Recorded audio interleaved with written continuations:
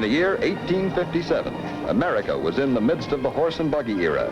Candles still lit most of the homes, and transportation was almost primitive. But the faith and determination of one man in New Haven, Connecticut, was about to change all this. The man was Edwin L. Drake, who had been summoned by the New Haven banker, J.M. Townsend, to discuss a business matter.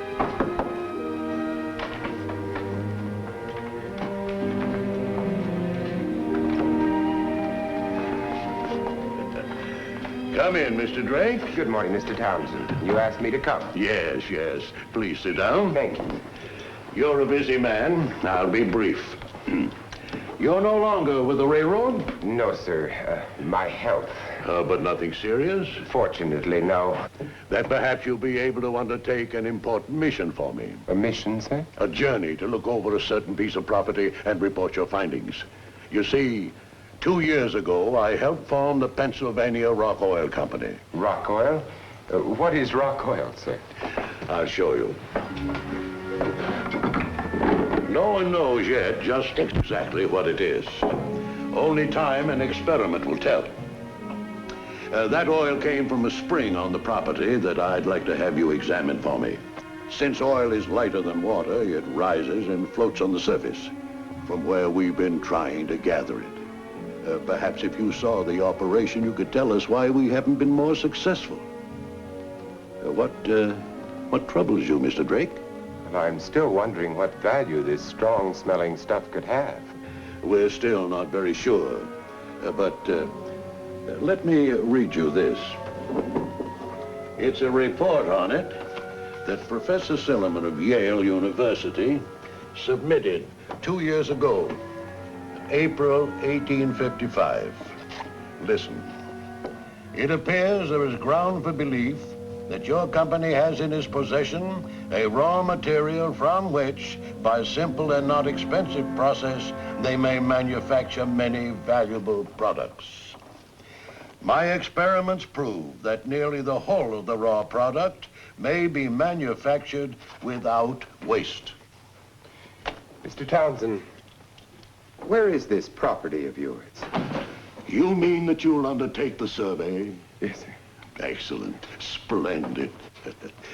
Now, when you get there, look up Dr. Brewer. He's one of the owners of the local lumber mill. It's in northwest Pennsylvania. There is the Allegheny River, and there is Titusville.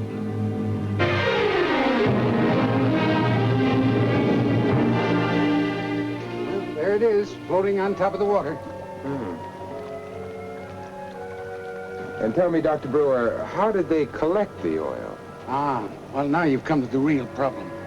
Come here, I'll show you. Now, this is a system of troughs and skimmers we put in about 4 years ago. Now, the idea was to let the spring water into the troughs and then skim off the oil.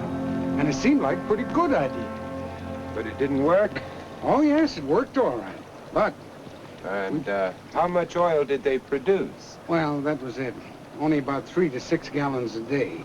And that was a lot of effort and expense for only that much production. Yes, I see.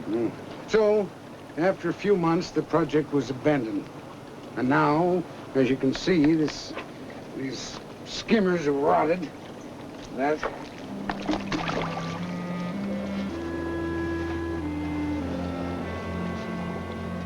Seems a great pity, doesn't it?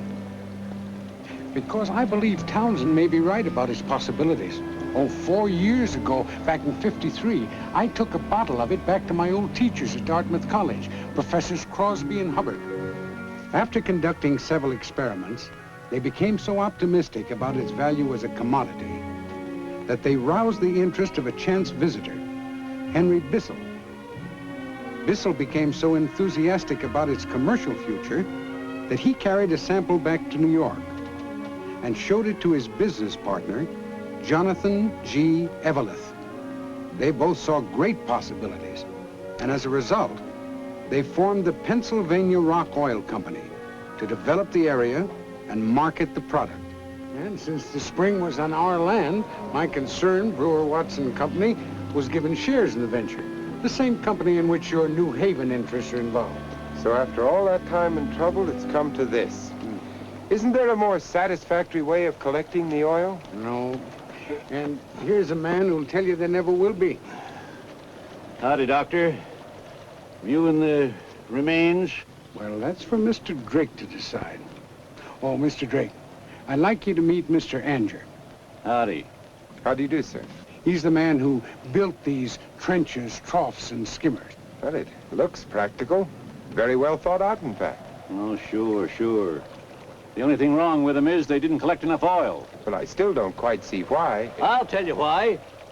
Because that oil just takes its own sweet time about coming up. That's why. Yes, that's true. And when it does come up, it won't stand still long enough to be skimmed off. It's all over creation and downstream and lost before you can get at it. Yes, I can see that, but I still think that... I don't care what you think, mister. There's no way to increase that oil. I've tried every way there is, and most of it still gets away. So I'm telling you, there just ain't no way. I think it is possible. To increase the quantity of the oil? And collect enough to make it commercially practical? Yes. It may take time, but a way can and will be found.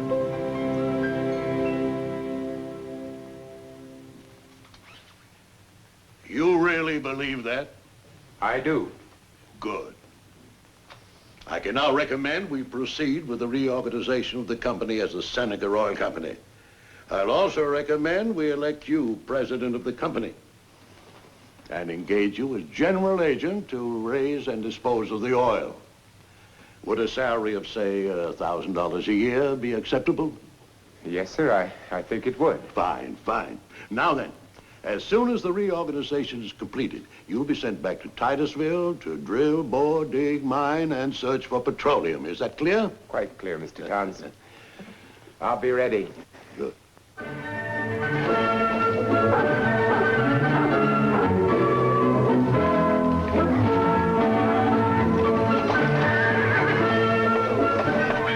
Titusville!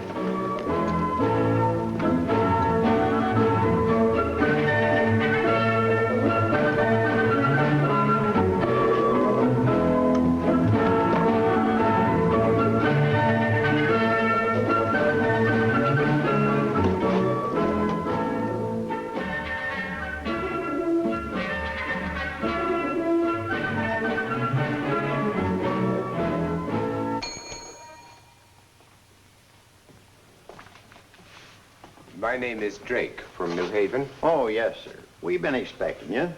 Glad to have you with us. You'll be in room number 12. Oh, thank you. Any mail for me? Mail? Oh, yes. Just one letter, Colonel.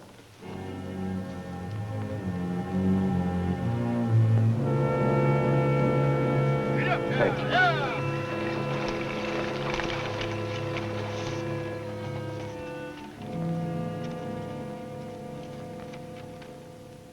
My dear Drake, since your mission may need the cooperation of the local people, it will add to your prestige if, from now on, you will adopt the courtesy title of Colonel. I hope the work proceeds with the utmost dispatch. Cordially yours, James M. Townsend.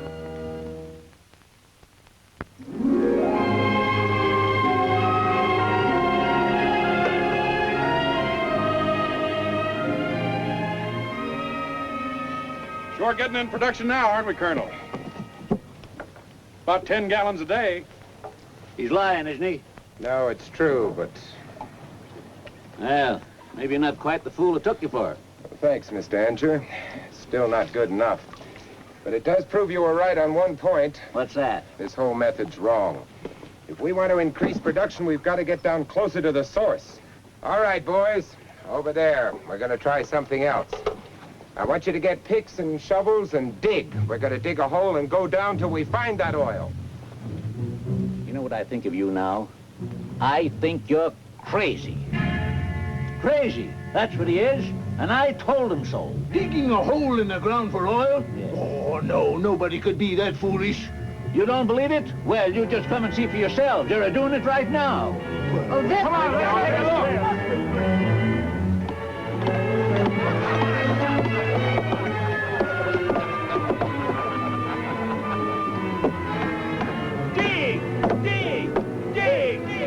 mind those folks, boys. Keep at it. How far down are we, Colonel?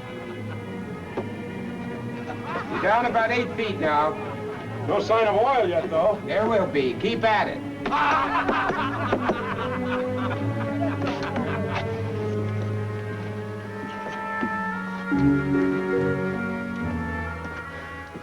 Gosh, Colonel, how much further you going?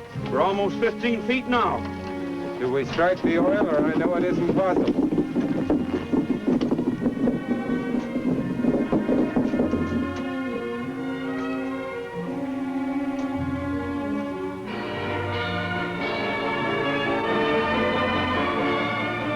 We've done it! Colonel, we've struck oil! We've struck oil! Colonel, we've struck it! We've struck it! Oh, that's good, boys. Bang! But keep digging till we see just what we've got.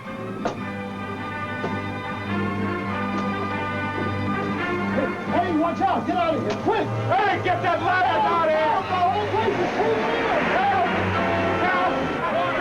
Water's pouring in! The water's rising! Down! Bring it down! Hey, help! Help!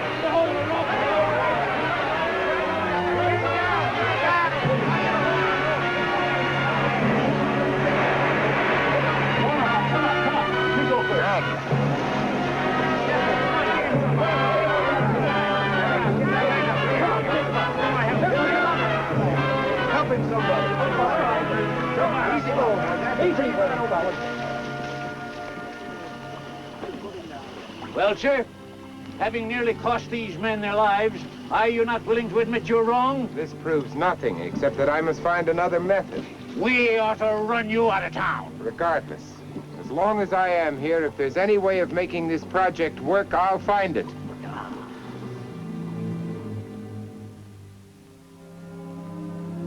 My dear Mr. Townsend, I shall need $1,000 at once. Sorry, Colonel. No mail for you.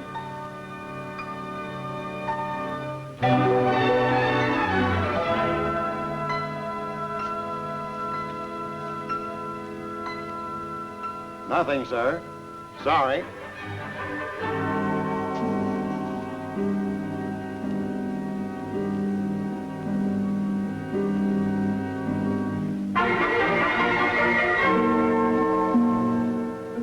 Yes, Mr. Drake. No, I beg your pardon, Colonel Drake. We will gladly advance you $500 against your personal note. Now, if you would just sign there, sir. Thank you. So you're going to drill, huh? Yes. But to do that, I need power. And I thought perhaps you might permit me to use your mill's water wheel for it. Well, now, gum, Colonel, you can't expect me to interrupt the operation of my sawmill. No. No, I suppose not. Why don't you ride over to Tarentum? Talk to some of those salt well drillers over there. Do you think they might advise me? Well, why not? Drilling's drilling, whether it's a salt well or for oil. Thank you, Dr. Brewer. This is fine. Well, here in Tarentum, it's salt drilling we do. I've talked to a number of drillers hereabouts, but none of them seems willing to come. I don't know as I blame them. Well, if it's a question of pay, Hey, I could do with some of that kind of money myself. You mean you'd come? I might. Look, you said you wanted to see an engine. Go look at that one in there. We'll talk about hiring me later.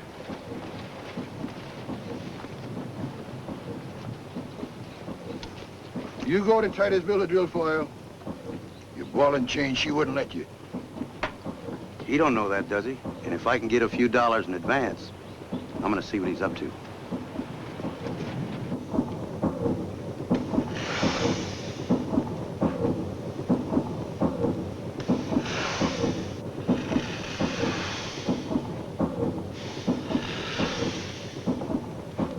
Who's the maker? Right on that brass plate there, name and address both. When do you figure I could get delivery if I ordered right away? Oh, I'd say you should have it not later than 1st of September. Good. I'll write as soon as I get back to Titusville. Oh, what about you now? Sure, you order that engine, and I'll be in Titusville same day it gets there. My name's, Brown. Sam Brown. Fine, Mr. Brown. Well, I'd better be getting back now. Just a second. It's kind of customary around these parts to seal a bargain, mister. Seal? Oh, I see. Excuse me. Of course.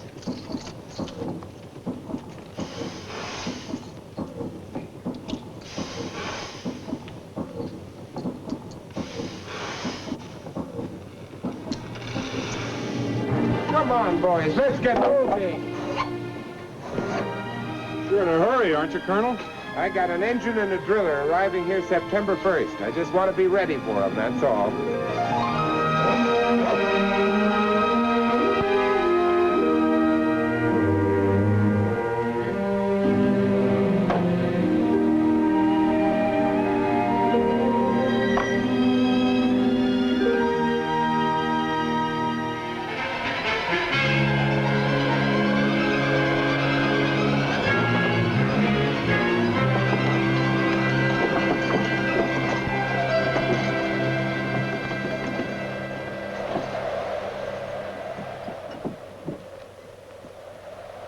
There's your engine, Colonel. But the ground's frozen too hard to drill. What about your driller? Wasn't he supposed to be here? He was, the 1st of September, but he didn't show up then either. So, I've got to go back to Tarentum and hire another.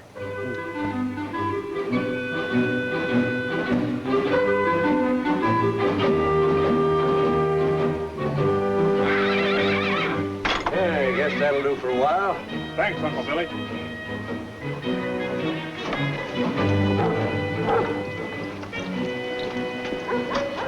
Are you Mr. Smith? Ah, that's me. Though most folks just call me Uncle Billy. Say, you're Colonel Drake from Titusville. That's right. And I need some help. I wouldn't doubt it. Sit down. Thank you. You see, I've been coming this 60 miles over to Tarentum. Month after month, and driller after driller has promised to help him, and there isn't one of them has kept his word. That right? I just about given up when someone told me about you.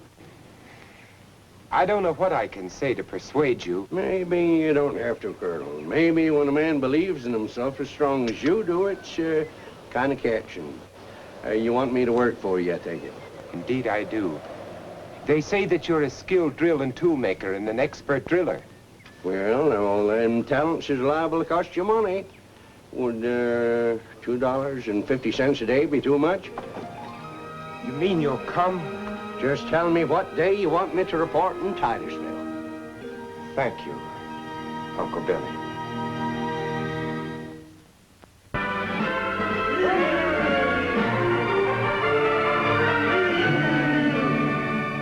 Good work, boys. Well, what's the next step? We'll dig down the bedrock before we start drilling. Yeah, but we tried that. The underground water made the hole cave. Well, we'll dig as far as we can, then we'll use the drill. Pop, What is it, boy? can we go fishing now? You promised. Soon as we get this rig underway. Now, go on now, son. Back with the sister. Oh, Pop. Get your gang together, Colonel, and start digging.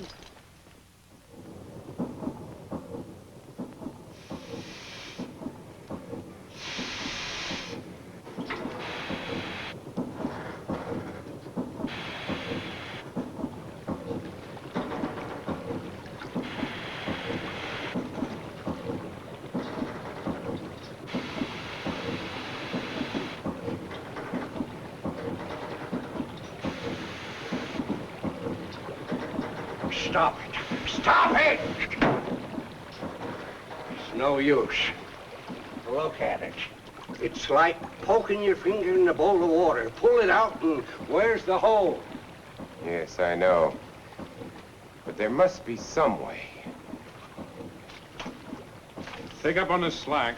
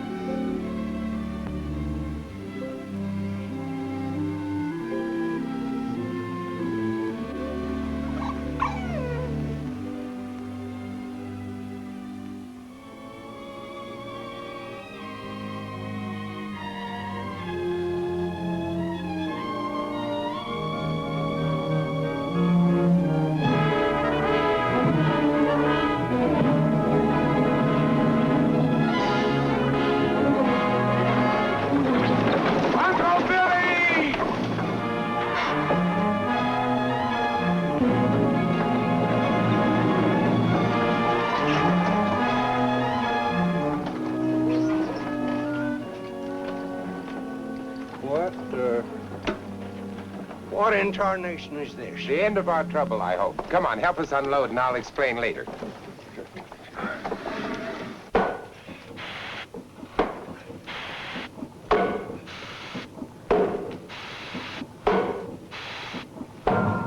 It's down to bedrock, Colonel.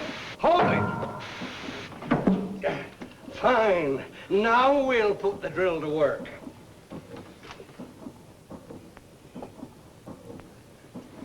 Well, let her go.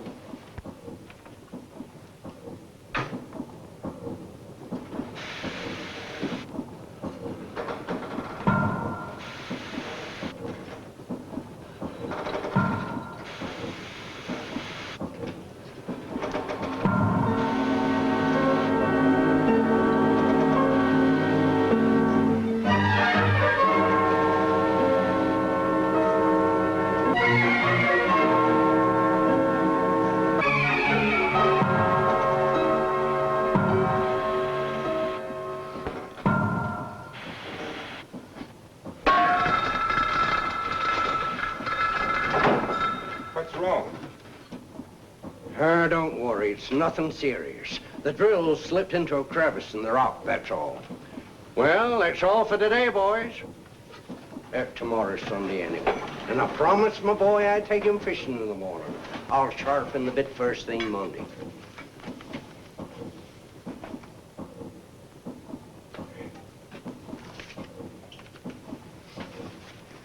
Uncle Billy. Yeah, Colonel? I had a letter from Mr. Townsend this morning. Is that so? What'd he say?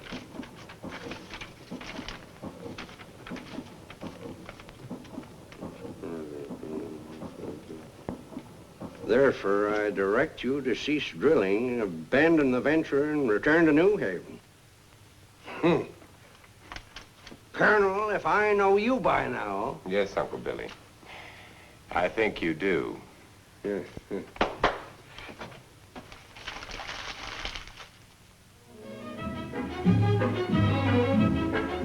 I'll bet the fish are wondering how good little boys are biting today. Oh, Pop, quit teasing. Come on, Pop, come on, let's go. Yeah? Come on, Pop, run.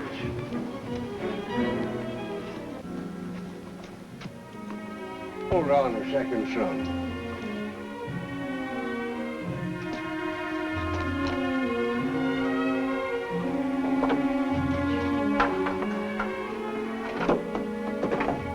Oh, Pop, come on.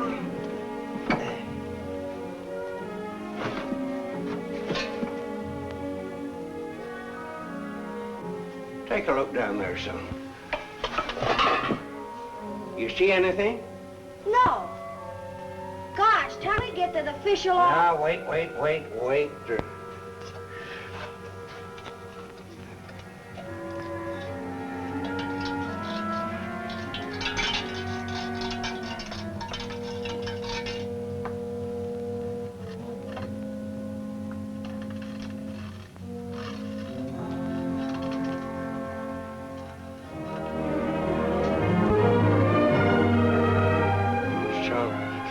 Quick to town. Find Colonel Drake and tell him we struck oil. Go on, run! Pop, here he is! We done it, Colonel. Let them laugh at you now. Oil, Colonel. Hundreds of gallons of it. You've won. It's true. Oil. A deep pool. Still, I knew it could be done. He had succeeded. Overnight, he became famous. Now people realize the importance of his accomplishment. Congratulations. Thank you. They say you can 200 gallons every 24 hours. 200 gallons? I hear he's getting... If one man's initiative could succeed, so could another's. And who under these vast and free American skies was to stop or hinder them? Sometimes their tools were crude, but their determination was boundless. Wells sprang throughout the valley. The word of Drake's success spread far, and from places men came to Titusville to lease or buy land and to drill for oil. Almost overnight, a new industry was born, the oil industry, created by American ingenuity, freedom, independence. Men vied with one another to lease land and produce more oil. Drake's single well was the beginning of the oil industry, and today thousands of wells are drilled each year by hundreds of competing oil companies to supply the gasoline, oil, and other products required for our daily use. America's high standard of living is made possible by the machine age, powered by petroleum. Now we have mastery over land, sea, and air. Today, over 250,000 busy places compete for our gasoline and oil business, and 95%.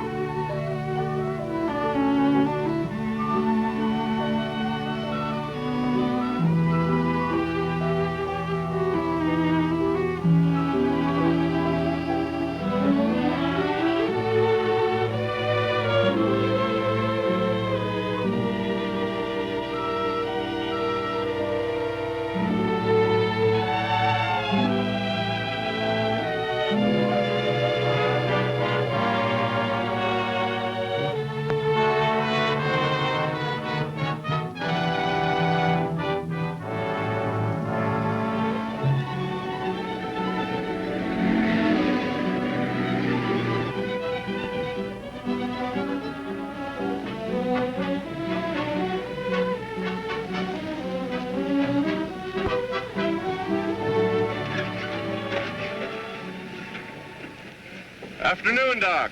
Hi, Bob. All right if I leave it here? The only other spot's the lake.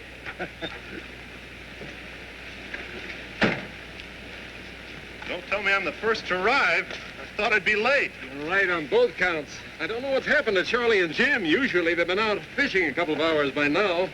The only one who ever beat them was your father. I'm not surprised. Dad used to look forward to his trips up here. As a matter of fact, when I first built this cabin, I gave the judge a key. On every trip, right up to the last, he used to open up the place and have a fire going by the time we got here. That's how I pictured it. Dad used to describe this place to me. Even that sagging roof. You know, Bob, for 20 years, Charlie, Jim, and I were your father's closest friends. Well, I just want to tell you how much it means to us to have you along in his place. Oh, thanks, Doc. I appreciate your saying that. That's all right, son. Come on in, throw your things on a bunk, and let's have a cup of coffee.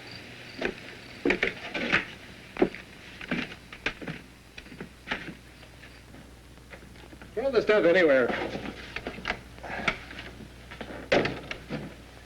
this is it, all right. You can almost hear him telling me about it. The bunks, the fireplace, even those dirty curtains. Those curtains haven't been washed since they were hung. You know, it's too bad you never got around to coming up here with your father. Yeah, we kept postponing it. Something always came up. Even when we planned on it for a school holiday. Either Mother had some other idea, or Dad would be hearing a case and couldn't break away. That's how things go, all right. You keep thinking there's always tomorrow, and then? And then tomorrow, suddenly yesterday. Who was it that said it's always later than you think? Oh, probably some doctor. Why, son, I could tell you stories of cases that when they first came to me looked like the healthiest physical specimens you ever saw. That's it, Doc. That's something I wanted to ask you about. What do you mean? Well, Doc, I got quite a shock when the chaplain sent for me and handed me Mother's cable about Dad. Why, when I left him, he was in his prime, the picture of health. Was he? Wasn't he? No, Bob. Don't forget, I wasn't only the judge's friend. I was his doctor. I think he'd want me to tell you this now. Might make things clear out. Sit down, son. I hope the boys like the coffee from this new pot. I've sure been getting a lot of complaints lately.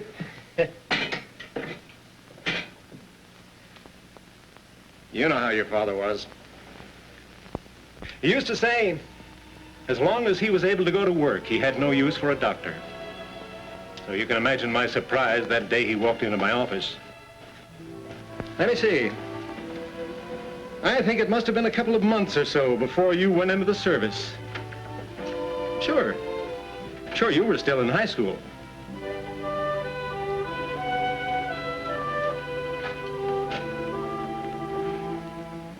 Hello, Steve. Hello, Jeff. What brings you here? An early lunch? Thank you, but not today. I don't think I can make it. You don't, eh? No. Have a cigar? Thanks, no, Jeff. You realize if I took every one of those you've offered me in the past 20 years, I could open a cigar store? That's right. I guess you're good at that. Might have been a smart thing to do, too.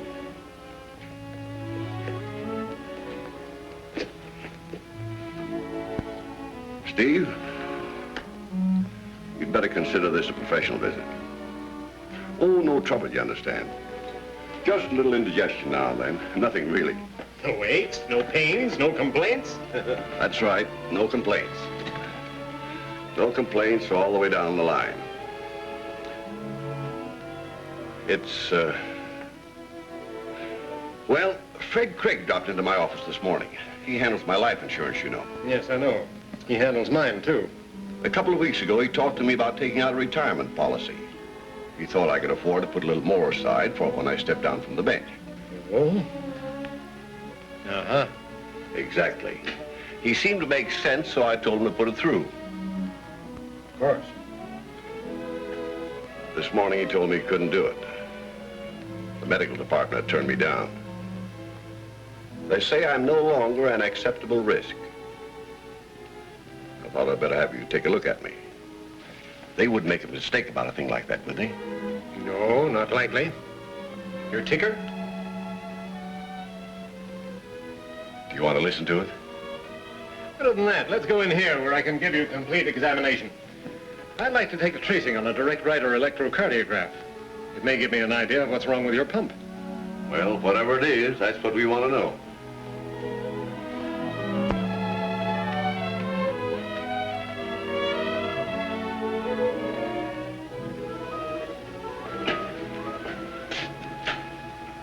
All right, Jeff, let's see what this is all about.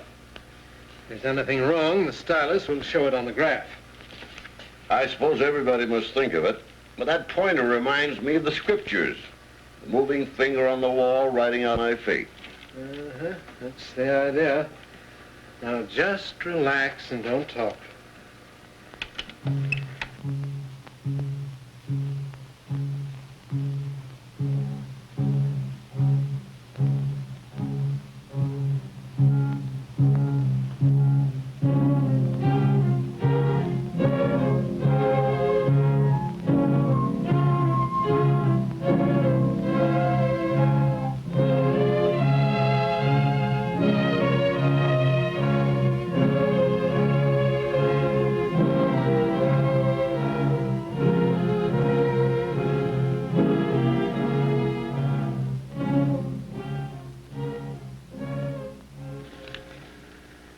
That does it, Jeff.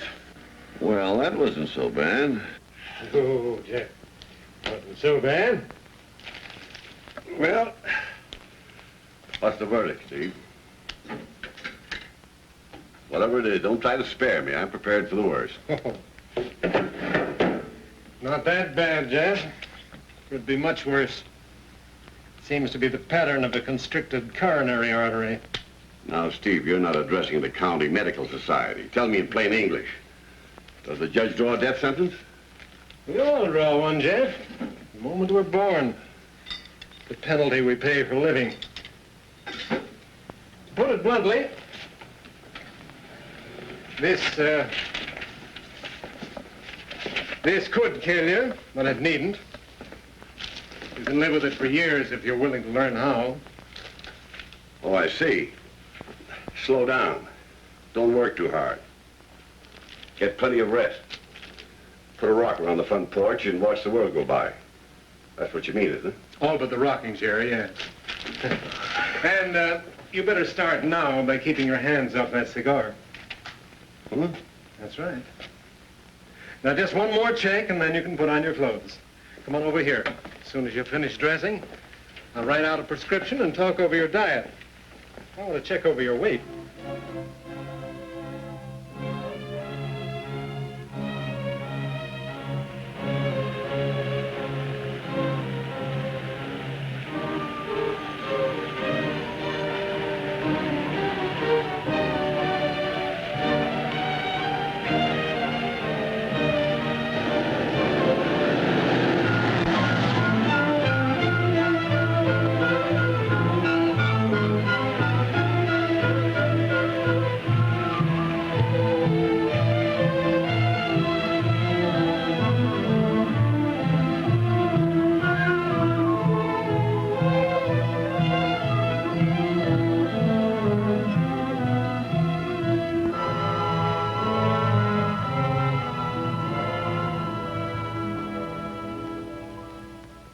So that's how it stands, Fred. Steve says I have plenty of time yet. But you know I've always believed in facing facts. And this is a fact. If it holds up, well and good. If it doesn't, well, I want to leave my insurance and everything else in apple pie order. I don't want the family troubled with any estate problems. Well, I'll be glad to do all I can, Judge. What do you suggest? Well, I think the first thing to do is to review your insurance program with Mrs. Wallace. And sometime since we've been over it. All right, Fred, but remember, I don't want to arouse her suspicion. She must not be upset. Oh, of course not. You could tell her that I phoned about making sure your program was up to date. And you suggested that I drop by the house tomorrow night? I've got a bar association meeting. Make it Friday. All right, about 8 o'clock? That'll be late enough for Bob and Mary to be out of the way. Oh, they will be. Why do you say that? Well, didn't Bob tell you? He's taking my daughter Joan to the dance at the country club. She's talked of nothing else all week. No, but I imagine he'll mention it when he gets around to asking for the car. Friday, then. Right, at 8 o'clock.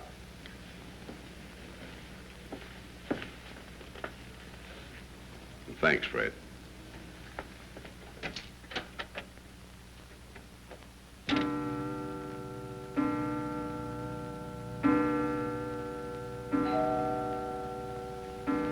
I'll answer it, my dear. Must be Fred Craig. Good evening, Fred. Evening, Judge. My. You're punctual, just like the court bailiff. Well, I've been here so often, I have my timing down to the minute. Even allowing for that long traffic light on the hill. Yes, I complained about that light to the traffic department again last month. Told them they must be using slow electricity.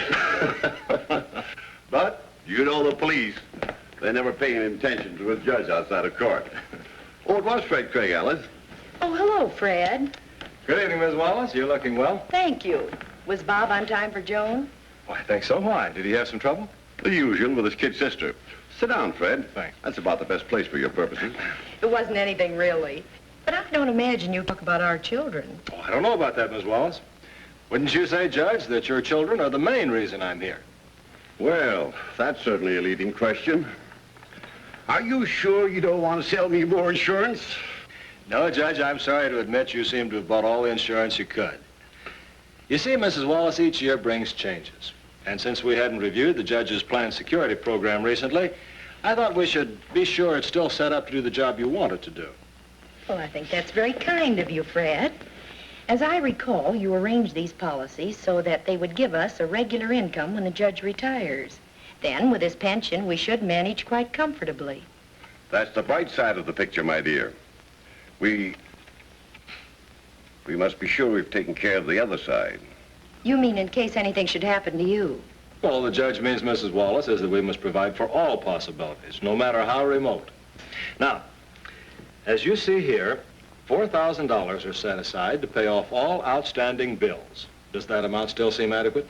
I think so. Yes, it should be. Then you would have $3,000 in reserve. Now, this is intended strictly as a rainy day fund for emergencies. I remember we agreed to that. Next, we come to the mortgage provision. We've set up $7,000 to pay it off. Excuse me, Fred, but that's too much. I should have told you that we've made some considerable payments against the principal. All we owe now is $1,400. Well, that's fine, Judge. That's exactly the kind of change I had in mind when I suggested going over the program. That means we can now earmark only $1,400 for the mortgage and the other $5,600 did here to give Mrs. Wallace an added income of, I'd say about $50 a month more until the children finish college. And a good thing, too. The way the cost of everything keeps increasing these days. Thank you for reminding me, my dear. Fred, are you sure we've set aside enough to see Bob through law school? That's one of the most important things in this program that has meant so much to me all these years. Knowing that whether I'd be here or not, Bob would have his chance. Well, I don't think there's any question of that, Judge. And Mary, too, if she wants it. That's just as important. Of course it is. Fred, if you'd like to smoke. Oh, there's some cigarettes in that box over on the table. Jeffrey, I haven't seen you enjoy a cigar for days. Are you trying to give up smoking again? Well, in a way, Alice, I thought I ought to taper off for a while. But don't let that stop you, Fred. Oh, it's quite all right, Judge. We're almost through now. And finally, Mrs. Wallace, the judge has made provision for a monthly income for you for the rest of your life. Now, it'll be more until Bob finishes law school and can take care of himself. Now, then it'll be $250 a month until Mary graduates.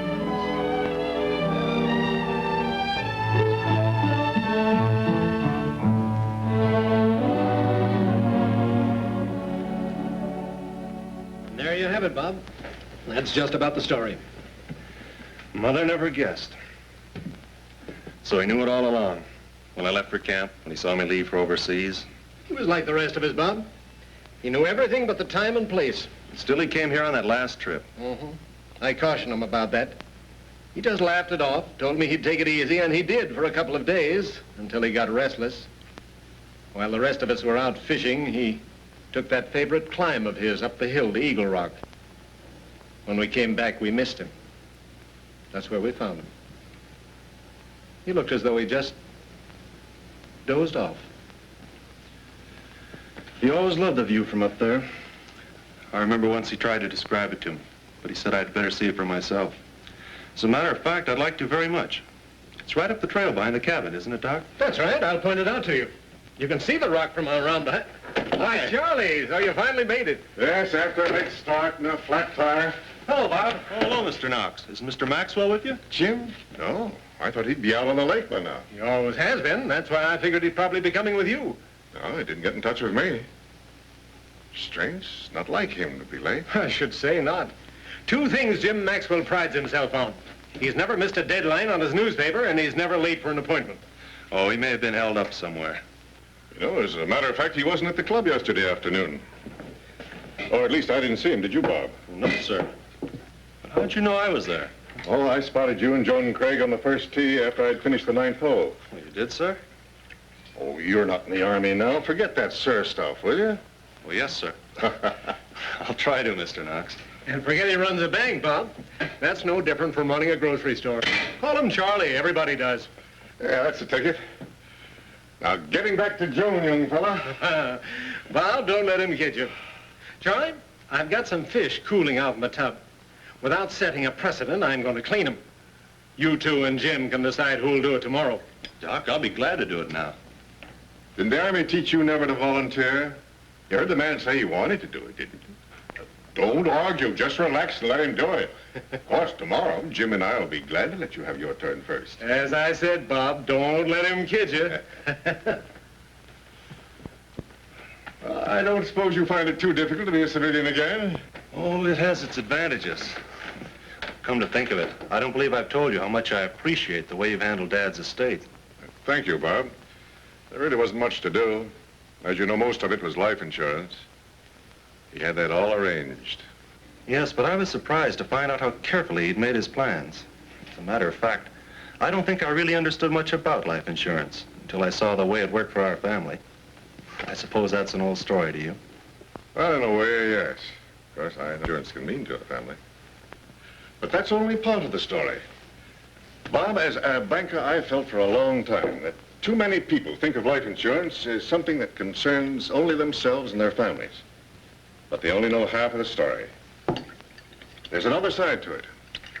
A very important side. And it's largely unknown because, well, I suppose it's because it doesn't seem to affect us so directly. Well, how is that, sir? I mean, Charlie. Well, we all know that life insurance is one way people pool their savings to meet certain needs. In that sense, an insurance company is something like a bank. Now, everybody understands that the money a bank holds for its depositors is not kept buried in a vault. It's put out to work as loans. But not everybody realizes that life insurance companies also accumulate money for their policyholders and their families, and also put the money out to work until it's needed to pay claims. Basically, one of the differences is that life insurance companies make long-term loans and banks make short-term ones. In certain situations, we work closely together. I'm sorry. I'm afraid I don't follow you. I don't blame you. Well, let me put it this way. Well, take a look around this cabin. Well, it's all right for roughing it. Obviously, it's not the sort of place our people want to live in all year round. It's too primitive. In countries with high living standards, like the United States and Canada, we tend to take our comforts for granted. But think back to those times of shortages right after World War II.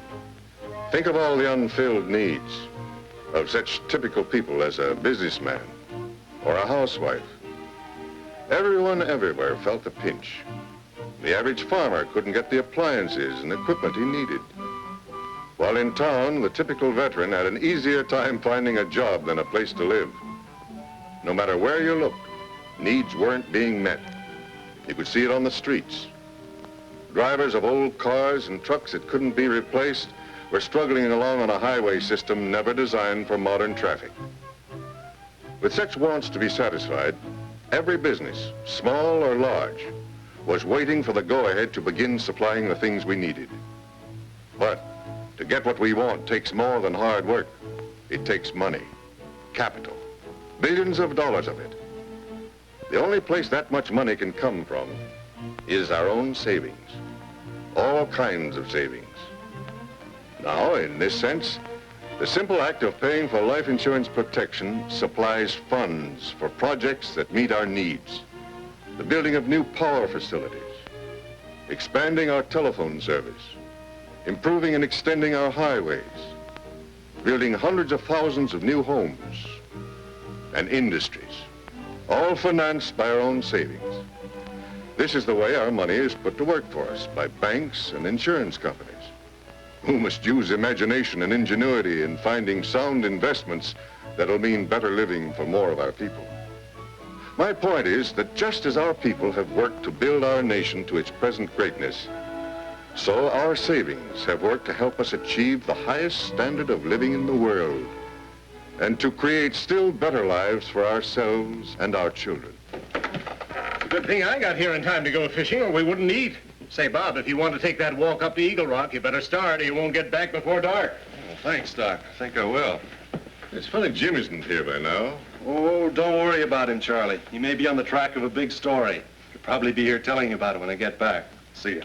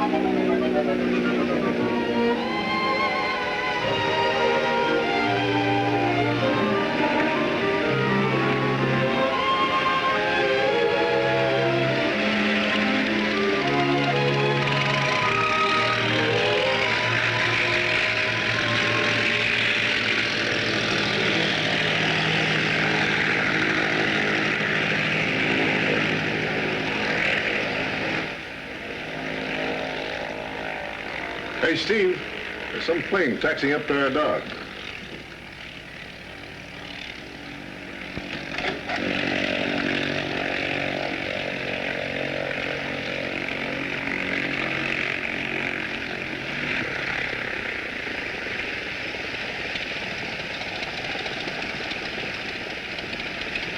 Hi, Steve. Hello, Charlie. Oh, hi, Jim.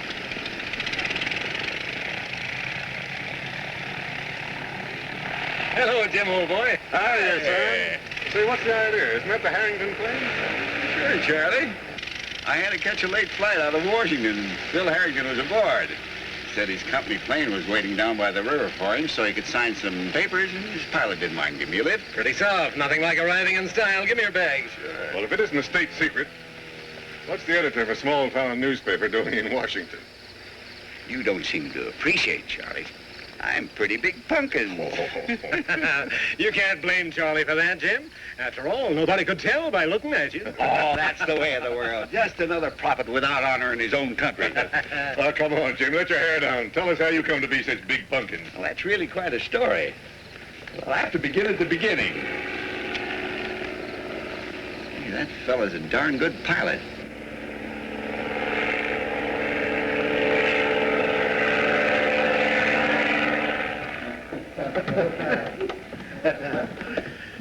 Where's Bob? Isn't he here? Oh, he took a hike up to Eagle Rock.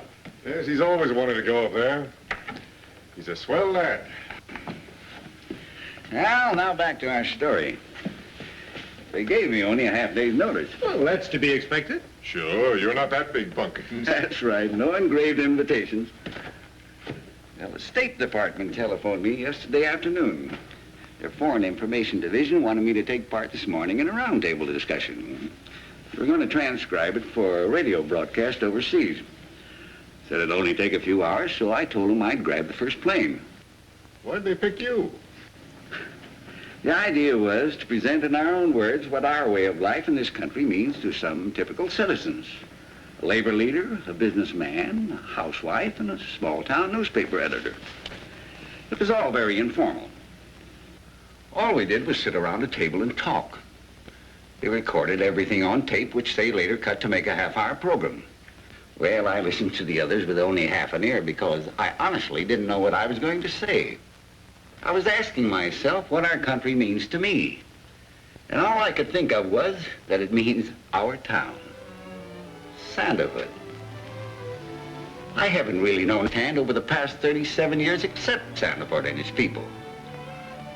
Well, I don't think folks in Sanderford want anything much different from those in Timbuktu. But to put it quickly, everybody everywhere wants to be well off. I don't mean just money. They might use different words. Justice, freedom, security. But you can boil it all down to being what we call well off. Trouble seems to start when different countries, like different people, have different ideas how you get to be well off. That's why Sanderford has a new jail. It's too bad there isn't some kind of jail for nations with such ideas. Others, like Wilbur Chillingworth, think they're well off if they can get somebody to take care of them. When Wilbur married Martha Jenkins, she was a wealthy widow. Since Wilbur never quite made it on his own, folks suspected he married her for her money. It was hard to think of any other reason. Looking at Wilbur, we feel you can pay too high a price for security.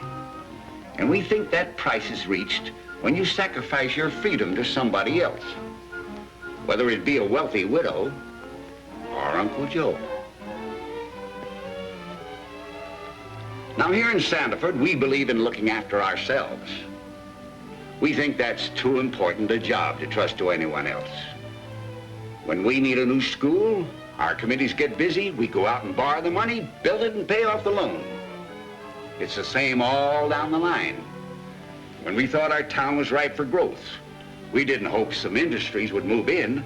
We went out and got them. And we feel the same way about our personal lives. We know people just can't be happy without some security for their families and themselves. But at the same time, we don't see how we can be well off if we have to live off anyone. And that goes for our relatives or the government. As long as we're not dependent on anybody's whims, nobody has the whip hand over us. We're free to live our own lives, to find happiness and security in our own way. Try and maybe fail, and then keep on trying until we do succeed. If we couldn't do that, we'd never think we were well off. Well, hello there, Bob. I was just repeating a little speech I made today. I'm sorry I didn't hear all of it. It sounded first rate. Don't flatter him, Bob. He thinks he's big pumpkins as it is. Well, Charlie, I mean it. That's kind of the way I felt up at Eagle Rock. It's hard to put into words, but I think I know now why Dad liked it up there. He said I'd have to see it for myself. It's a wonderful view. It's, well, I don't know. I don't know how to describe it, but it's... I know, Bob. That's how the judge felt. We went up there together many, many times. To him, Eagle Rock was a chance to get up out of the valley.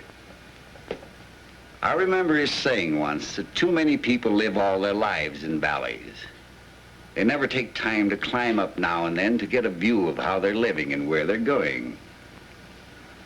That's what he liked about Eagle Rock. That's it. That's what I meant. You can see so much from there. Woods and hills and farms and towns. Our homes. I guess what you can see, really, are the lives we lead.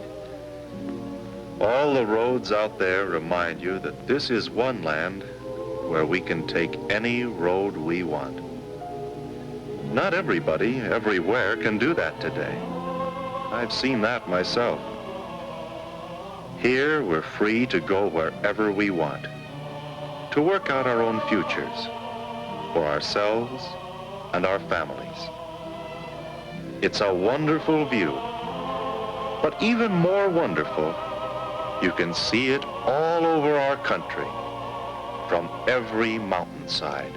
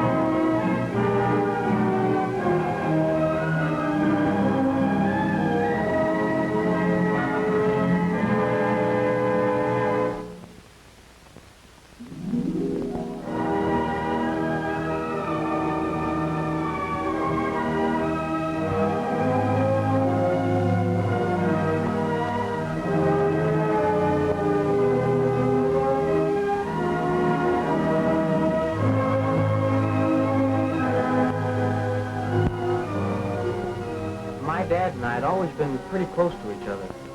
When I first started in 4-H, Dad bought me a purebred heifer, and we'd always been able to talk things out, kind of man to man.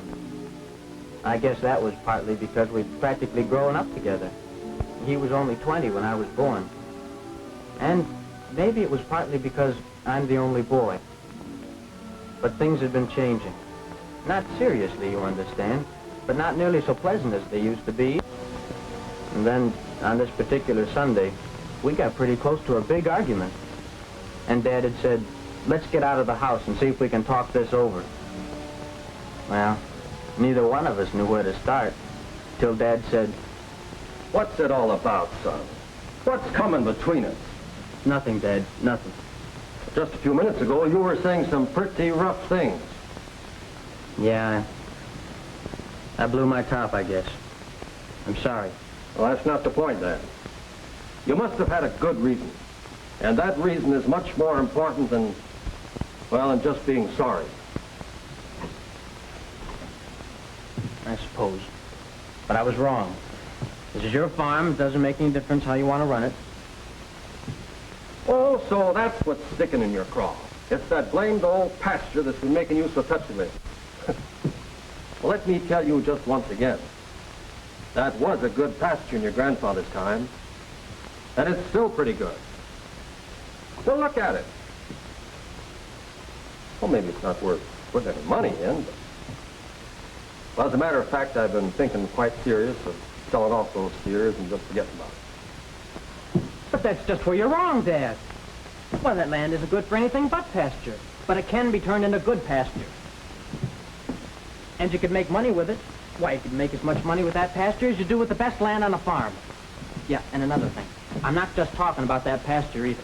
I'm talking about using grass as a rotation crop. Well, then you'd have enough feed for an even bigger herd. And another thing, you'd be improving the soil at the same time. Oh, gosh, Dad, there I go, flipping my lid again. Where are you getting all this stuff, Dan? Oh, my vocational agricultural class. Oh. Well, I suppose they know what they're talking about. Why, I've seen it on our field trips, over on Town Line Road on the Bollinger farm. Mr. Bollinger's got an improved pasture on land that's too steep and too poor for anything else. And that pasture's yielding nutrients equal to 110 bushels of corn per acre. Why, he's getting from 4 to 6 times the yield he got before he improved it. His beef is costing him about $8 a hundred. And right down the road, dry lot feeding's costing a neighbor of his more than $20 a hundred. Mr. Bollinger always has part of his farm in rotation pasture, too.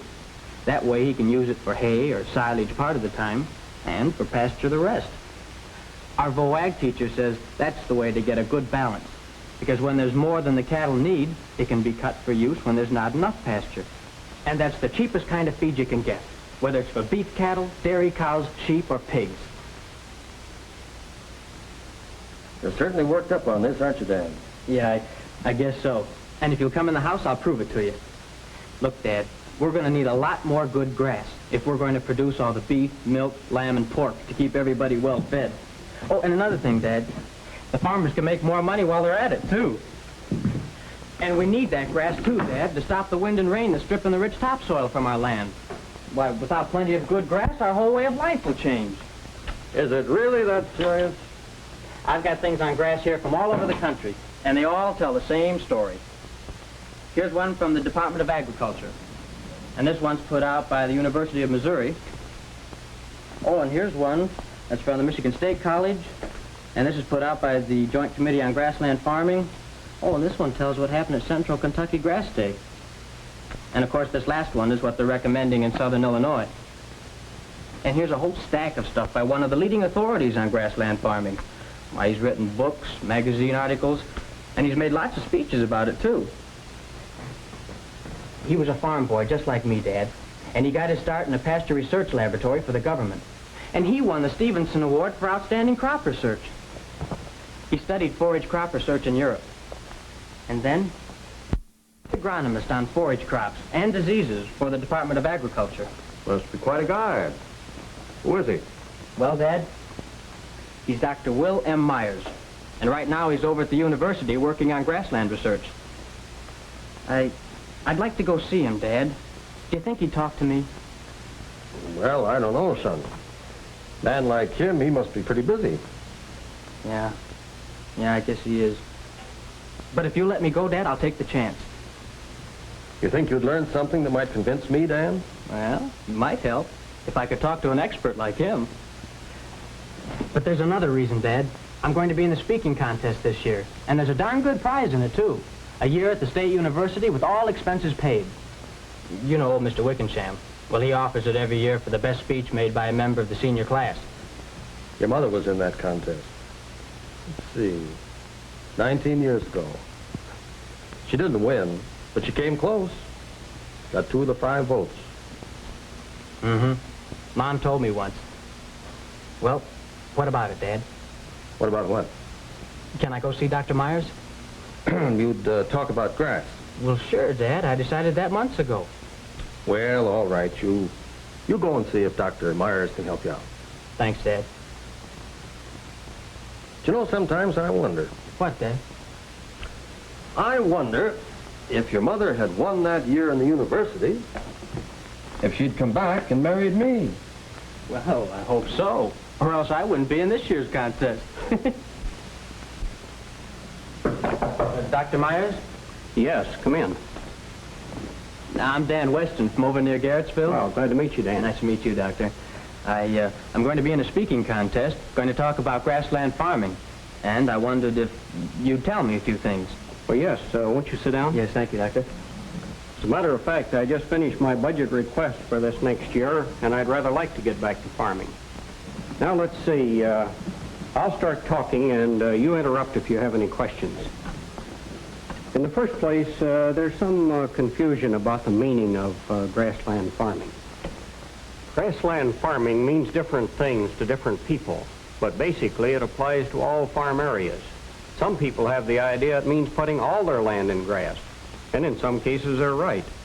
Rough, hilly farms that aren't suited to cultivation should be turned into improved pasture lands. That's the way to make neglected parts of many farms just as productive with grass as the level fields are with cultivated crops. But grassland farming goes much further. It also includes grass in the crop rotation on rich prairie and good bottom lands. During the grass rotation, the farmer is turning forage into meat and milk. And at the same time, he's building up his soil for the crops that follow. For instance, corn yields after a grass crop have been as much as 2/3 higher than they were on the same farms following oats. In some instances, the yield has been even higher. Now, that's only one of many examples, and we'll go into the reasons later if you're interested. But I want to make this point first. Grass is the largest agricultural resource that's still left open for expansion. And it has to be expanded if we're going to have a permanent agriculture in this country. We must treat grass as a crop. You can help clear up something for me there, Dr. Myers. You know, I've read that we have over 1 billion acres in grasslands right now. I know I'm wrong, but, well, shouldn't that be enough? That's a question we often hear, Dan. But much of those billion acres is poor land in sections where rainfall is greatly limited, like on the open ranges of the West, where per acre yields are very low. Cattle and sheep, even here, can be increased 50%.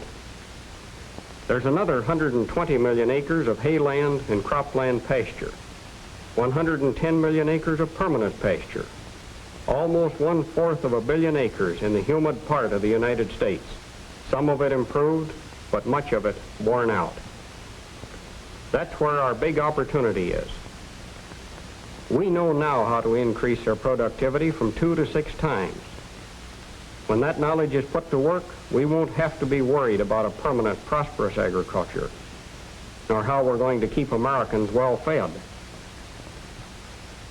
The north central and northeast regions can boost their cattle and sheep production by 240%.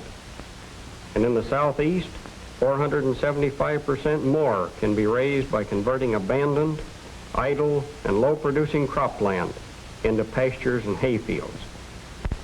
That's what we need. That's what agriculture needs, Dan. More farmers growing more good grass and turning it into meat and milk. Many of them are doing it now and have been doing it for years. They're doing it at much greater profit and with much less labor. As an example, when a rotation was changed from 1 acre out of 4 in grass to 3 acres out of 5 in grass, 50% more feed was produced on each acre, and it cost less to produce the feed. It's been proved time after time that grass and legumes are the cheapest feed you can find. And when it comes to harvesting a crop, you can't beat the cow as a labor saver. Milk from pasture costs less than half as much as milk from homegrown grains. A farmer in Ohio, for instance, is turning grass into $163 worth of milk to the acre. And 2 acres of improved grassland in the northeast can produce all the forage that a dairy cow needs, including silage and hay. Forage produces the lowest cost beef, too. Beef cattle in Mississippi gained 326 pounds per acre during 162 days. And there was a net profit of $84 per unit, almost twice as much as animals fed in the dry lot. In Illinois, steer beef on pastures costs about $8 per hundred, while dry lot feeding costs more than $20 per hundred. Farmers are having those experiences in all parts of the country, with pigs and sheep, and with poultry as well as with cattle. All farmers can make more money with less work once they realize that grass is a crop that needs attention just like any other crop. And don't overlook the fact that while the farmer is making more money with less labor by combining good grassland with livestock, he's also doing something else. He's building up yields of his cultivated crops, when they follow grass in the rotation. Well, after a farmer decides to go into grassland farming, Dr. Myers, how does he go about it? Well, I can't give you any more than a general answer to that, because each farm is different in its topography, in its soil, and in its existing pasture. And climate has a big effect, too, on what kinds of seed they're used. Your county agent and the soil conservation man are the people to see. They know the local conditions. Understand they had a pretty good rain just north of here yesterday, Ben. Yeah, they did. You sure could use some, too. Radio this morning said it's the longest dry spell we've had in 10 years. Yeah, I guess so. Look, Joe, you didn't ask me to come over to talk about the weather, did you? Well, no, not really.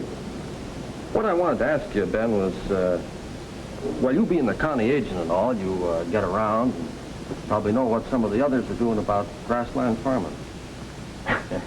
Last time I tried to talk to you about grass, well, you didn't show much interest. Now you invite me to come over. Well, I don't get like something's going to happen. I'll get the idea. I'm changing my mind. Just want to know what's going on, that's all. That's a good idea, Joe. Well, first of all, you ought to get a test made of your soil to find out about the fertilizer. And then you better stop in and see Bill Hayes, the soil conservation man. That boy of yours coming along, you'll have to do a lot more farming on the acres you've got. Okay. But tell me, how does the rotation pasture fit into this idea? Well, there are 3 types of pastures, generally speaking, Joe, and at least 2 of them are needed for a balanced farm program. Let's take a look at your farm, see how it might be laid out. Fields 1, 2, 3, and 4, we'll say, are in a rotation of corn and oats, followed by 2 years of legume grass. Field 3, let's say, is in its first year of grass, and it's cut for hay and silage. Maybe number 4 is a second-year field, so it's divided into 3 pastures for rotation grazing. Now this field, number 5, you'll want to leave permanently in legume grass because erosion would be too serious if it's cropped. Uh-huh. I think I get that, Ben. But let's go back over it again. Sure. Permanent pasture should be kept fertilized and, of course, renovated once in a while. That's the way to keep it productive. Well, gosh, Dr. Myers, I thought the droppings would be enough fertilizer. Oh, that's a common mistake. But there are always lots of calcium and phosphorus and potassium that are being removed in meat and bone or milk. And because these minerals often aren't replaced, we have many worn-out permanent pastures that are producing little feed. I've got some things here on renovating old pasture that you might like to look over. Oh, sure, Dr. Myers. I'd be glad to have anything. Well, between Dr. Myers and these pamphlets, I really learned something. For instance, I found out that where there's danger of erosion or crusting, use a disc, or a deep tillage tool, or a spring-tooth harrow. This will destroy the old plants, but they should be left at or near the surface, because the organic matter from them cuts down the danger of erosion and prevents soil puddling and crusting. So it's easier for water to penetrate, and it's easier for the young seedlings to break through. And in the case of cultivated crops, sod mulch is just as important. Where there's no danger from erosion, plowing is the easiest way. Dr. Myers warned against improving too much land at one time. It's better to do a good job with a small area each year. When the improvement is made in installments, then it keeps pace with the expansion of your herd and the addition of buildings and equipment. Renovated pastures produce so much more feed than old, neglected pastures that there's often more than the available livestock can use, if too much is improved at one time. Besides starting out with a small area, that small area must be fenced off from the unimproved pasture. That fence will protect the improved pasture from overgrazing, and it will also prevent the old part from going to waste. Now, if you'll read over this material, I think it'll answer a lot of the questions you have. Now, I hope I've not been giving you too much at one time, Dan. Oh, don't you worry about that, Dr. Myers. If I can't use it in my speech, I've got another place to use it. In your case, Joe, it'd be practical to plan on a rotation pasture as part of your farm cropping program. Well, I don't get that, Ben. Well, here's one reason. Around the middle of summer, you're apt to have a shortage in your permanent pasture. If that happens, then the rotation pasture can carry your livestock through. Why in the rotation pasture, not in the permanent pasture? Well, that's because the grasses and legumes, like alfalfa and brome grass in the rotation pasture, have deeper roots. So they get down to moisture when there isn't much rain. And they can be harvested for hay and silage when there's plenty of other pasture. That gives you more acres in pasture when production's low. Now, when our forefathers first broke the land, tall prairie grasses grew on large acreages.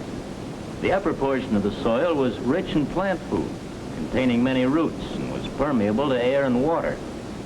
These grass roots penetrated the topsoil, enabling it to soak up rainfall as rapidly as it fell. Floods and erosion were practically unknown. Today, too much of our soil has run together because it's been overcultivated and the organic matter has been burned out. Close examination of the soil shows that the plow layer is the most compacted and the least permeable. Plant roots can't get through this kind of soil easily, and they have trouble breathing freely. The soil below the plow layer still retains much of its original structure. Bare soil exposed to the beating of rain soon forms a crust that keeps out water and air. Rain puddles these overworked soils and either stands in the field causing a drainage problem or runs off causing erosion. Sod crops change all that. The long roots of the legumes penetrate deep into the subsoil, while the grass roots open up the topsoil to a loose, coarse, granular structure. It's a serious matter, Joe, and it gets more serious every year that grass is left out of the rotation. Every place you go, Dan, you'll find grass crops helping improve yields from other crops in the rotation. At the Mississippi State College, for instance, Professor W.R. Thompson, he's known as a pasture man all through the South, he tells us that cotton acreage has been reduced, but cotton production has gone up because they've been growing good grass in rotation. Well, I've heard some things about rotation grazing, too, Dr. Myers, but I don't think I understand it very well. From what Dr. Myers said, I realized I'd better explain the difference between rotation pastures and rotation grazing, because some people are confused. The rotation pasture, of course, is another crop that takes its place in the program, rotating with tobacco, corn, wheat, or anything else. Rotation grazing means that the pasture is grazed completely for a certain number of days, and then the livestock is moved to another rotation pasture, and this one is given about a month to recover.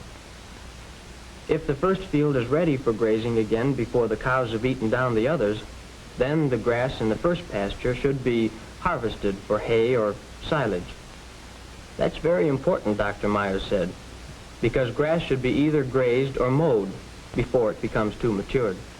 It loses much of its feed value after it goes beyond a certain stage of growth. A new practice on some farms is that of bringing the pasture to the cattle. By this method, it's possible to get a bigger yield of forage from the given acreage. And in the case of dairy herds, milk production is reported to be appreciably stepped up. Dr. Myers says that eventually every well-managed farm will be able to produce and store good quality roughage for winter feeding and for emergencies such as drought. It is now generally recognized that for the most economical production of livestock, particularly dairy cows, beef cattle, and sheep, a much higher proportion of nutrients must come from forage, and that means good quality hay and silage during several months of the year. If the forage is to keep the maximum amounts of digestible nutrients, it must be cured with the minimum loss of leaves, without bleaching from long exposure to the sun, or allowing it to get wet from rain or dew after it's partly dry. A hay crusher will cut drying time in half. That's why it's so important to cut no more hay at any one time than can be handled properly. Grass in the form of silage is the cheapest winter feed on the farm. Carotene is also preserved much better than in hay. Cows, for example, when they're fed enough grass silage, will produce milk in the winter that has as much color as when they're on pasture in spring and summer. It's been called winter pasture. They like it. It's palatable and succulent. So when they're fed silage plus hay, they eat more dry matter than when they're fed on hay alone. With that method of feeding, forage supplies much more of the nutrient requirements, and the production of meat and milk is much more economical. That's only part of the story, Dan, but I hope I've told you enough to help you win that speaking contest. Making use of grass is one of the greatest opportunities the farmers of this country have ever had. It's an opportunity to make more money with less labor now and in the future. And I hope to prove, Dr. Myers, that you haven't been wasting your time. I'm sure I haven't. They're doing it at much greater profit and with much less labor. For example, when a rotation was changed from 1 acre out of 4 in grass to 3 acres out of 5 in grass, Why, Joe more Weston, feed was produced on each acre, and it cost less to produce the feed. Here I if you're that interested, why don't you go inside where you can hear him good? Interested in what? You know very well what you're interested in grass and what Dan's saying about it. I don't know where you get some of your ideas. You mean to tell me you weren't talking to the county agent about grass for a couple of hours when he was here last week? He mentioned a few things about it. Well, then why don't you go in and help Dan? You know how he feels about winning that contest. He's doing all right. Well, I'm going in. You can just stay here and be stubborn. High-quality legume grass hay. I say that it's an opportunity. But it's much more than that, Dr. Myers told me. The expansion of grassland farming is a necessity, if not an obligation to our future. Almost 7,000 new American customers for farm products are born every day. Now, that rapidly growing population can be well fed only if we turn more and more good grass into more and more meat and milk, and reverse the declining fertility of our cultivated acres. Now, we've already wasted too much time. Immediate, widespread action is needed to protect the future of this nation, the future that rests on a prosperous agriculture. Now, research workers have made, and are continuing to make, great contributions to the program of grassland farming. Improved varieties of grasses are being bred to develop the very best for every climate. We are learning more about the best methods of establishing seed beds, and about better methods of management. Livestock, particularly adapted to grassland farming, is being developed.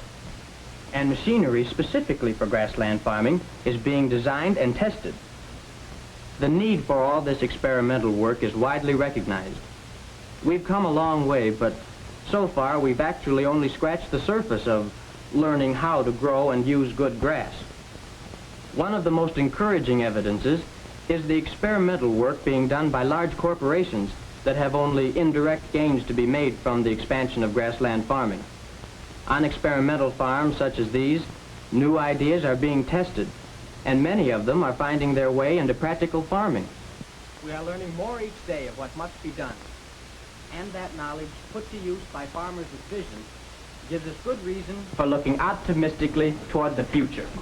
You gave it very well, Dan. I didn't understand it, Danny, but I liked it. Well, you must have worked pretty hard. Thought your grammar was pretty limpy in spots. Oh, it was wonderful, Danny. And if Dan doesn't beat that silly boyfriend of yours, I'll get up and scream. Oh, hey, you better not, sis. Not bad, Dan, not bad. You might have borne down a little heavier on some points, maybe. I don't think you even mentioned the seeding of annual legumes like lespedeza in permanent pastures. Well, gee, Dad, how did you know? Oh, I get around little too, son. Isn't that right, honey?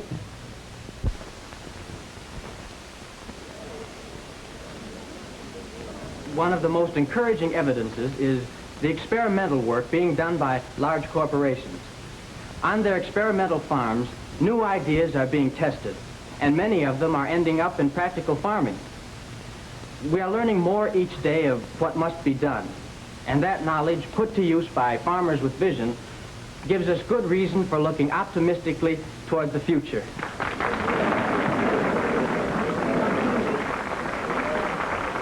The 20th annual Wickensham Night has come to a close.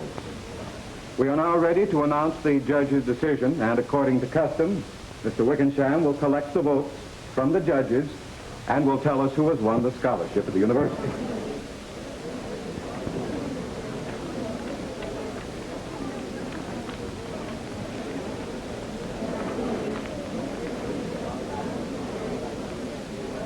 This contest must be decided before the university opens its fall term in September.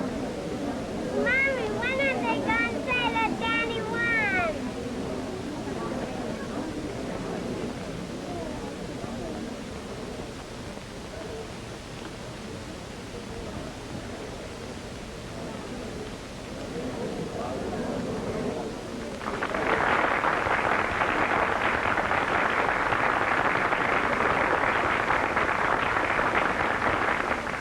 The judges have reached their decision on tonight's winning speech. This decision, which was split 3-2 incidentally, is based on what the majority of the judges believe to be the best display of thought, continuity, research, and delivery.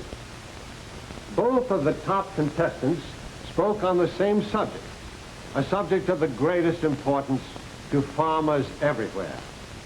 And the winner of the 20th annual speech contest is Ellsworth Schnorr.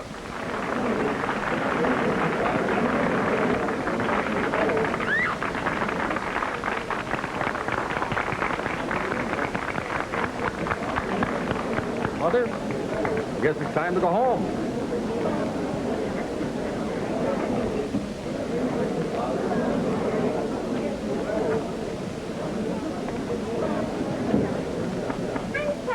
I know, honey. We'll go right on up. You too, girls. Time for bed. Kenny, you know I can't want to either. Oh, what do you want to do? Sleep all day? Aren't you coming in, son? Not right away, Dad.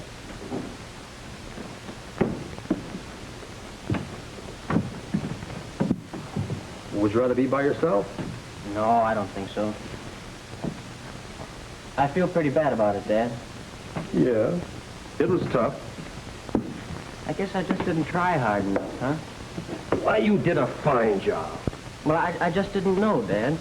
I mean, I could have done a whole lot better if I'd known how important it was to you. Me?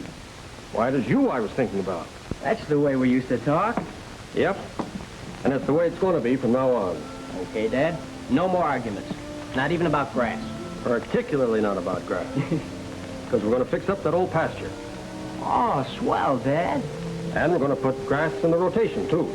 You know, I wouldn't have believed it a minute ago, but there are more important things than just losing a speaking contest. There certainly are, son. Why, with this grasslands idea, we've got hold of the most important thing that could happen to this farm. Or to any other farm, for that matter. You bet, Dad. Well, we didn't lose tonight. We won.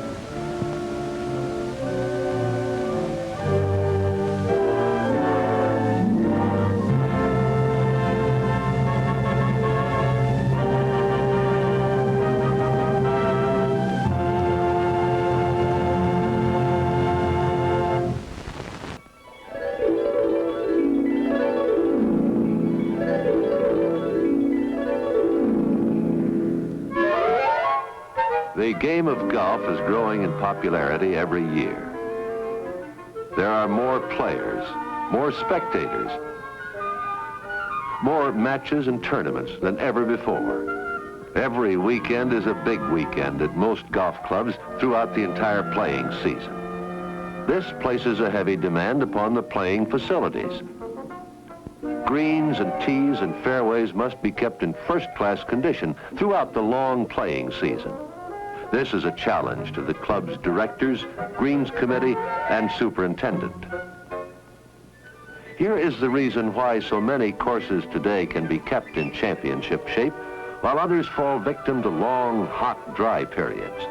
An underground irrigation system provides the turf with life-giving water, water so essential to growth. Just the right amount of water for each area, with application scientifically controlled and operated either manually or automatically. Millions of droplets of water cool delicate grasses and protect them from the hot sun. Where does this water come from? How is it delivered? Who designs the system? How is it controlled? What about the cost? Let's take a specific example. Let's visit a 10-year-old course which needs an irrigation system. The contractor has been given complete engineering plans laid out by a leading designer of golf course irrigation systems. A final examination of the plans involves the golf course superintendent, whose judgment has contributed so much to determining the amount of water needed for each specific area. Located in the suburban Philadelphia area, this course is highly respected by good golfers.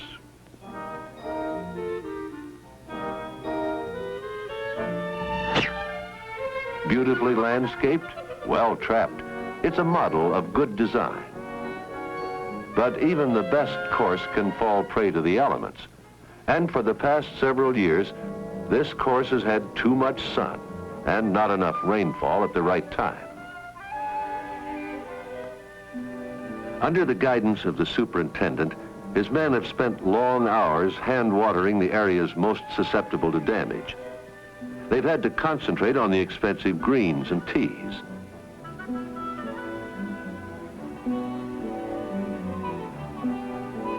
This type of portable sprinkler required a lot of individual attention, and time was lost in moving the equipment from area to area. Lack of manpower in an era of labor shortage made it impossible to cover all the fairways adequately.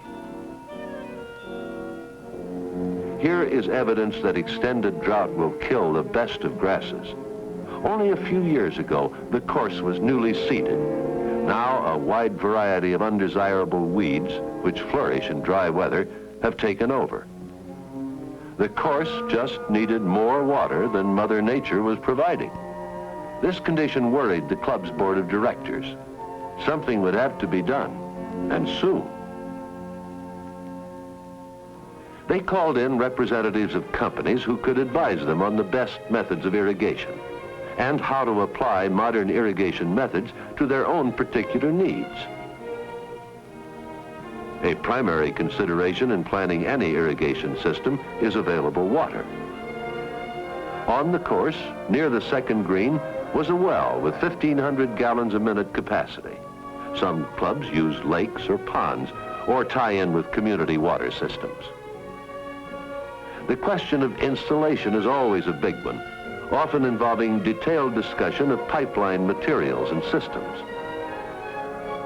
The members saw a demonstration of a threaded brass insert coupling and of the entire sprinkler assembly, which conducts water from the underground pipelines to the surface, finally to be sprayed on as needed by means of manual or automatic controls. The board members asked questions about costs, methods, and materials. The pipe company representative provided information vital to the superintendent, board of directors, and the contractor. The pipe selected, made by Certainteed Products Corporation, has unique advantages which make it especially well suited to golf course installation and operation.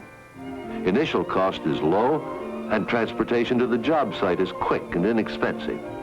And Certainteed makes the coupling up operation very easy and assures a perfect fit every time with its exclusive Certispacer pipe positioning band.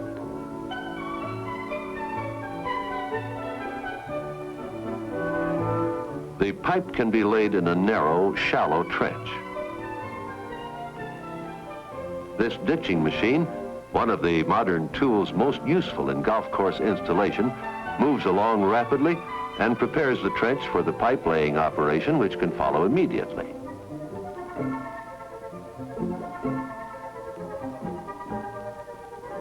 Because the pipe is so lightweight, it's a simple matter to unload lengths alongside the trench. Asbestos cement pipe is very durable. It can withstand casual handling. No special equipment needed, no heavy machinery.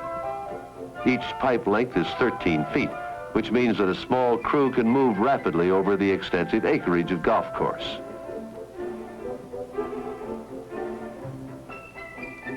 The coupling operation involves only seconds. The workman begins by lubricating the pipe end. Note the Certispacer pipe positioning band, ready to ensure proper placement inside the fluid-tight coupling. The pipe is easily lowered into the ditch. The connection is made in one simple, easy operation. the Certispacer band will always stop the pipe in exactly the right position, and CertainTeed's fluid-tight coupling forms a permanent leak-tight seal. Notice that this sturdy pipe doesn't need to be buried deep in the ground to protect against surface traffic. Trenches are narrow, and therefore damage to fairways is easily repaired.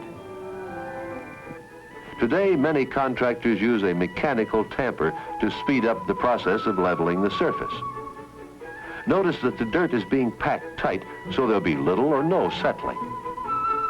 Some jobs are best done by hand, such as putting on the final cleanup touches to restore the surface as closely as possible to its original condition.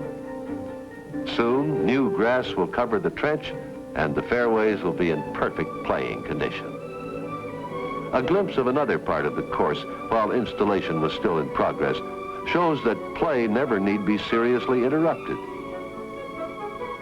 This continuation of normal activities surprised many of the club members, who had presumed that installation of the system would bring all play to a halt and perhaps damage the course permanently.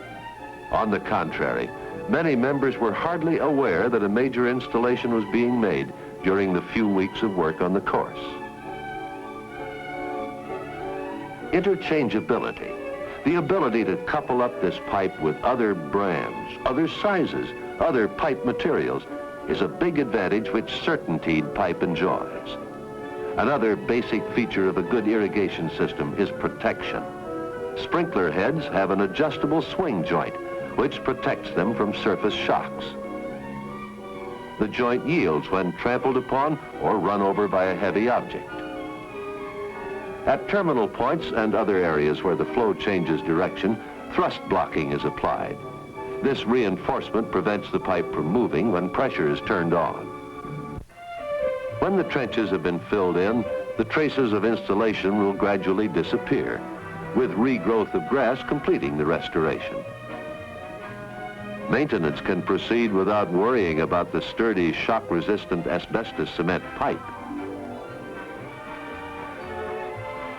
The rolling ground that is so desirable for a golf course requires that pipelines be adaptable, fully capable of being deflected. This characteristic of CertainTeed pipe makes installation possible in a curving trench.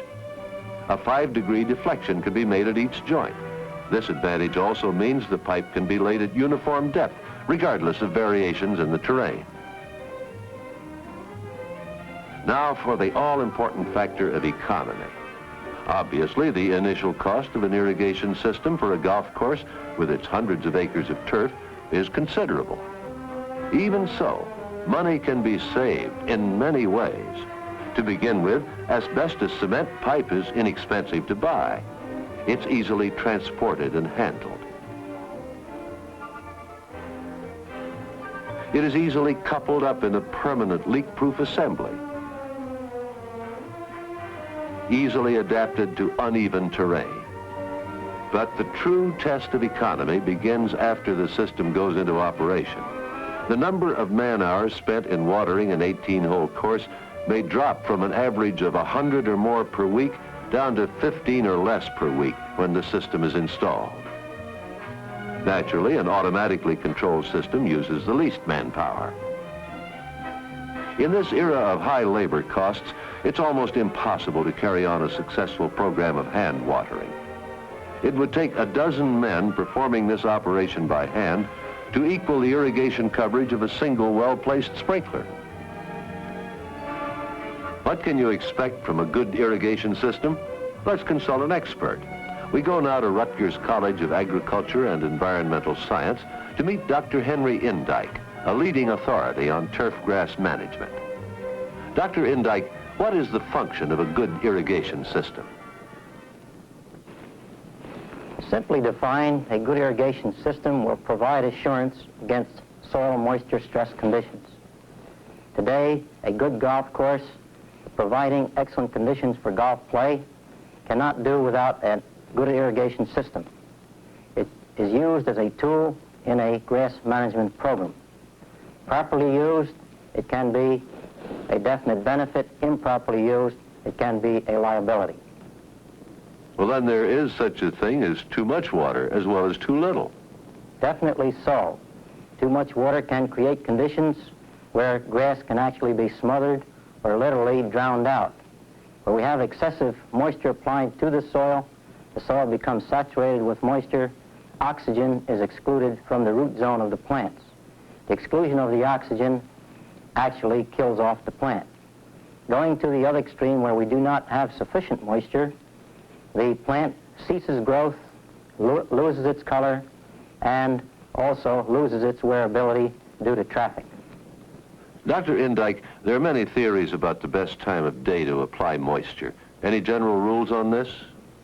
There really aren't any general rules, but as far as interference from the standpoint of play today, night watering is becoming very popular on golf courses.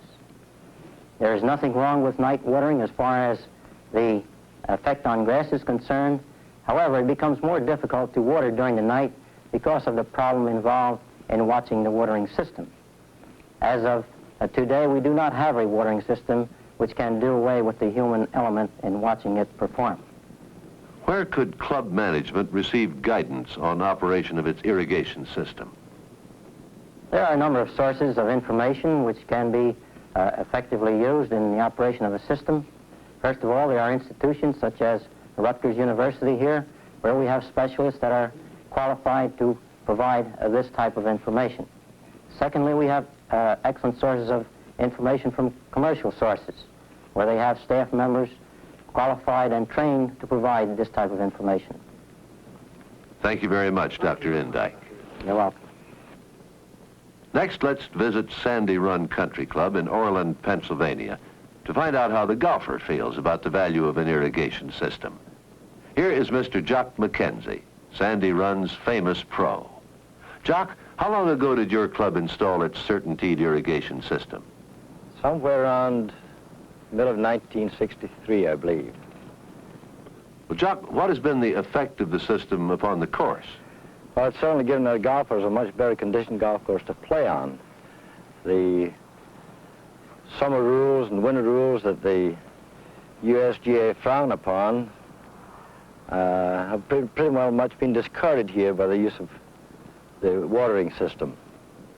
Now, how does this compare with an above-ground system of irrigation, Jock? Well, it's very, very much more convenient and has quite a number of assets where the players used to play the golf course and continually turn off the watering system above ground and then keep forgetting to turn it on again. Didn't do the course a great deal of good, or nearly as much good as the irrigation system we have now. We understand that today's golfer is far more demanding than ever before. Well, they are. They want the best possible turf to play on, and the only way to get it in the summertime is with water. No question about that. Thank you, Jock. Thank you. Today, alert and forward-looking golf management groups are providing the benefits of greener grass, better turf, ideal playing conditions regardless of weather.